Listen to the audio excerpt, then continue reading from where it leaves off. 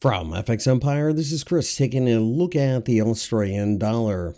The Aussie dollar initially tried to rally on Wednesday, but gave back gains rather quickly as we continue to see the US dollar recover a bit. With that being the case, it does make a certain amount of sense that perhaps you need to be on the sidelines waiting to see what happens in the next few pips. After all, we have the ISM numbers that will have its influence, and of course, the jobs number on Friday. So the question then becomes, did we reach the top of the range and are we breaking down? Or is it more likely that we are just simply pulling back from an overbought condition? It could be either at this point, and the 10-year yield is going to have a lot to say about where the US dollar travels.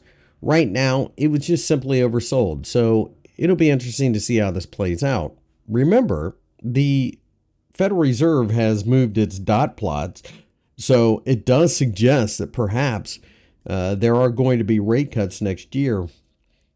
But then you have to ask why. After all, the Federal Reserve suddenly cutting rates might not be due to the fact that it beat inflation. It might have more to do with some type of economic concern. If that's the case, then the Australian dollar will most certainly be a loser, as it is attached to commodities and growth, as well as risk-taking. So with this, there are a lot of questions to ask. In the short term, though, it just simply was overbought, so the correction continues. The 0.6680 level is an area that I think could be somewhat interesting to pay attention to, and we are approaching it rather quickly. If we do bounce from there, it's possible that we return to go looking toward the 0.69 level again. And it's probably worth noting that longer-term traders are getting excited about the so-called golden cross, which occurred a couple of candlesticks ago.